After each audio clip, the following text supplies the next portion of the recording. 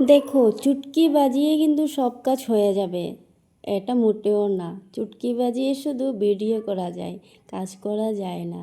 কাজ করার জন্য অনেক কষ্ট হয়, নয়তো হাত না চললে কিন্তু কিছুই ছাপা হয় না। সবাই দেখছো তো, চুটকি বাজিয়ে ঠুক করে এটা ছাপা হয়ে যায়, ওইটা ছাপা হয়ে যায়। এটা শুধু ভিডিওতে হয়, রিয়েল লাইফে অনেক পরিশ্রমের পরেই কিছু ছাপা হয়, সুন্দর হয়। আর সুন্দর ঝকমক করার জন্য হাতটা তো চালাতেই হবে। তো আমি শুরু করে দিয়েছি হাত চালানো। হাতে যত জোর আছিল সব কিছু আমি লাগিয়ে দিয়েছি এই কিচেনটা সাফা করার জন্য। টাইলসগুলো হোয়াইট কালারের, তাই একটুখানি দাগ পড়লেই একদম ফুটে ওঠে, ভালো লাগে না দেখে।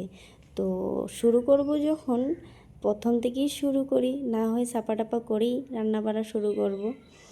তো এই মতেই আমি ছাপা করা শুরু করেছি। প্রথমে তো এমনি আমি ঘষেছিলাম, না দেখি ছুটে না, অনেক দিন থেকেই লেত্রা হয়ে আছিল।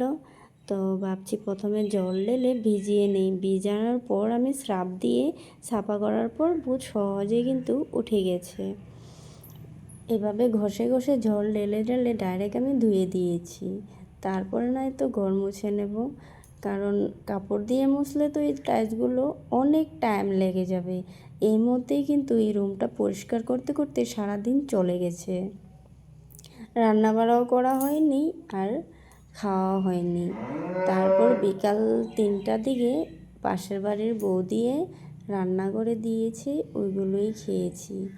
আমি ভাবিই নেই সারাদিনটা এইভাবে কাজ করে করে চলে যাবে, তবে কাজ করা শুরু করেছি যে মতো, ভাবিনি যে এত টাইম লেগে যাবে। তবে ছাপা করতে করতে কিন্তু প্রায় 4টা বেজে গিয়েছিল।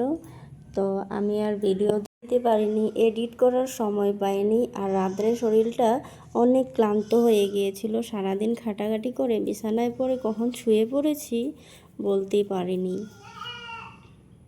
আর হ্যাঁ, সবাইকে বলি, কেউ যেন মনে করো না এটা আমার বাড়ি, এটা আমার বাড়ি না, এটা আমার বাসা ভাড়া বাড়ি। নতুন ঢুকেছি যেহেতু আমি সব কিছু ভালো করে সাফা টাফা করে নিয়েছি। কে না কে থেকেছে, কীরকমভাবে থেকেছে সেটা তো আমি জানিনি। তবে এই রুমটা কিন্তু অনেকই লেট্রা করে রেখেছিল।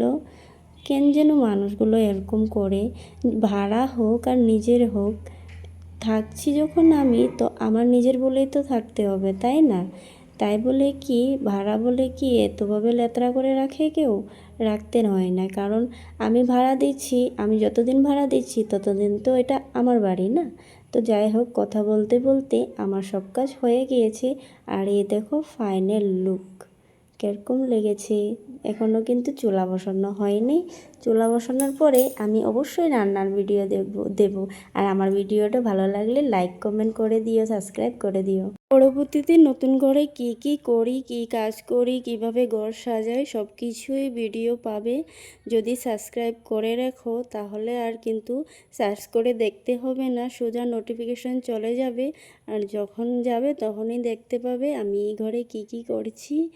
তো যদি ভালোবাসো সাবস্ক্রাইব দেখতে থাকো বন্ধুরা। আর সবাই ভালো থেকো, সব কিছু কাজ হওয়ার পর আমি ভাবছি, যেহেতু নতুন ঘর, তো এখনও তো ঠাকুর বসানো হয়নি, এমনি একটুখানি প্রদীপ আর ধূপ জ্বলিয়ে দেখিয়ে নিই। তো পূজার থালাটা কিন্তু লেট্রা হয়ে আছিল, আমি এটা ধুইনি, অনেক দিন থেকে রেখে দিয়েছিলাম। তারপর আজকে বের করেছি, করে কিন্তু ধুয়ে নিয়েছি। ধুয়ে নিয়ে তারপর এখানে আমি প্রদীপ জ্বালাবো। আর